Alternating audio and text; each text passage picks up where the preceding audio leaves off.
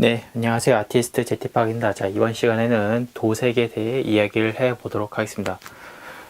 도색은 흔히 말하는 색칠과 같은 의미입니다. 일종의 페인트를 사용해서 똑같은 색으로 균일하게 색칠을 하는 것을 도색이라고 합니다. 그래서 이번 시간에는 도색을 하는 도구와 도색을 하는 방법에 대해서 이야기를 해보도록 하겠습니다. 그래서 도색 도구는 다양한 도구가 존재하고요. 다양한 도구가 존재하는 만큼 도색을 하는 방법도 다양하게 있습니다. 여러분이 생각하는 모든 방법이 도구가 될 수도 있고 여러분이 생각하는 모든 방법이 도색 방법이 될 수 있습니다. 하지만 저는 그 중에서도 대중적인 몇 가지 방법을 소개해 드리려고 합니다. 자, 앞에 보이시는 네 가지는 이제 대표적인 도색 방법 네 가지를 이제 칠판에다가 써 놓았습니다. 요거는 제 개인적인 견해이기 때문에 다른 사람들과 다를 수 있다는 점 알아주시고요. 그리고 이것 네 가지 외에도 가능하다면은 이제 다른 방법도 생길 수 있다는 점을 생각해 주셨으면 좋겠습니다. 자, 그래서 제가 해본 이제 네 가지 도색을 이제 소개해 드릴 건데요. 일단 붓도색이 있습니다. 붓도색, 붓을 사용하는 붓도색이 있고요. 스펀지를 사용해서 두드리는 표현 스펀지 도색이 있고요. 그 다음에 캔 스프레이 있고요. 그 다음에 에어브러시 있습니다. 네, 그래가지고 요 네 가지 도색을 한번 설명을 해 보도록 하겠습니다. 붓도색은 직접 손으로 붓을 잡고 그리는 붓도색이고요. 요 붓도색 같은 경우에는 이제 붓터치가 남습니다. 붓터치. 네. 도색을 하실 때 이 붓터치를 사용하신다면은 장점이 될 수 있고요. 이제 이 붓터치가 싫어하신다면은 단점이 되실 겁니다. 네. 요런 식으로 할 수 있고요.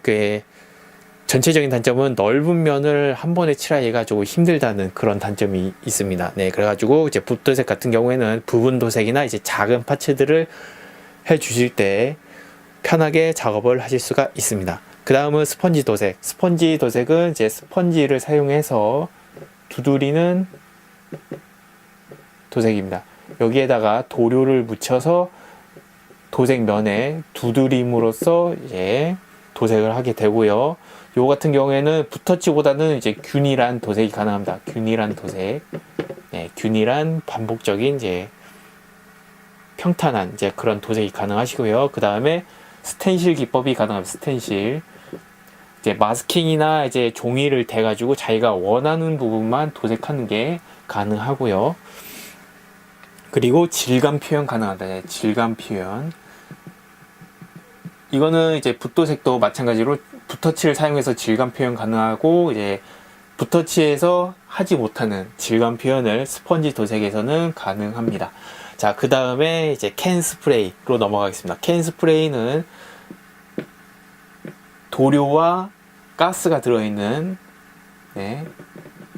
캔이 있어요. 이제 그래서 요거를 흔드신 다음에 스위치를 눌러 주시면은 강하게 분사가 됩니다. 그러면은 균일하게 또 스펀지 도색보다 훨씬 균일한 붓도색보다 훨씬 균일한 그런 도색이 되겠습니다. 그래서 이것도 똑같이 마스킹이나 종이를 사용해서 스텐실 가능하고요. 하지만 요거 단점은 질감 표현 안 되고요. 캔 스프레이 하나만으로는 질감 표현이 안 돼요. 그리고 이제 강한 압력, 그림을 못 그립니다. 강한 압력. 뭐 스텐실을 사용하시면은 원하는 그림을 그릴 수 있겠지만 이제 그라데이션이나 이제 자기가 원하는 그림을 그리는 게 힘들다는 거 알아주시고요. 자, 그리고 마지막으로 소개할 에어브러쉬는 제가 가장 추천하는 도구입니다. 에어브러쉬가 이렇게 총처럼 생겼는데요.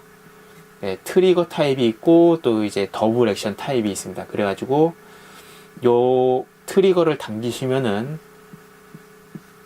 도료가 스프레이, 캔 스프레이처럼 이제 분사가 되는데 캔 스프레이와는 달리 압력을 조정할 수가 있습니다. 네, 균일한 도포가 되면서 압력을 조정이 가능합니다. 압력. 압력이 조절 가능하고요. 여기는 압력 조절이 안 돼요. 네. 압력 조절이 안 되고 이제 그림을 그릴 수 있습니다. 압력 조절되기 때문에 그림을 그릴 수 있음. 네. 그림을 그릴 수가 있어요.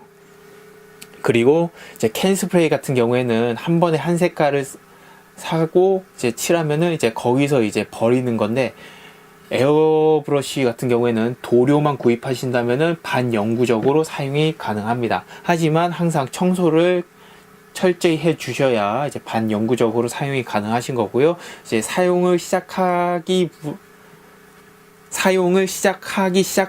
이제 이거는 노후화가 진행된다고 생각하시면 돼요. 그리고 이제 안에 들어가 있는 이제 바늘 니들이나 크라운이 계속 깎여 나가기 때문에 언젠가는 이것도 다 수리를 하거나 이제 버리고 새로 구입을 하셔야 됩니다. 네. 1년 이상 쓰시면은 아주 오래 쓰신 거라고 생각하셔도 돼요. 네.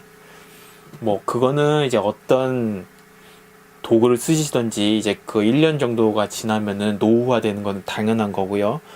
네. 그리고 금액 면에서 말하자면은 이제 어떤 방법으로 시작하시던지 이 네 가지 방법을 번갈아 가면서 이제 하시게 될 거고, 거기다가 이 금액은 각각 비슷합니다. 하다 보면은. 네.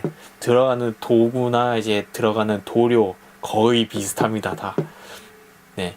에어브러쉬 같은 경우에는 초반에 들어가는 돈이 많이 들고, 캔 스프레이는 그때그때 들어가는 돈이 많이 들고, 붓이랑 스펀지도 이제 그때그때 들어가는 도료랑 이제 도구가 또 많이 들어가죠.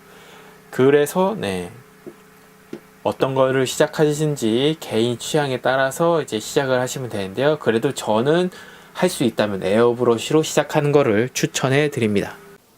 오늘 준비한 동영상은 여기까지입니다. 여러분의 관심은 동영상을 만드는데 큰 힘이 되니 동영상을 보고 마음에 드셨다면 구독, 추천, 즐겨찾기 해주시기 바랍니다. 시청해주셔서 감사합니다.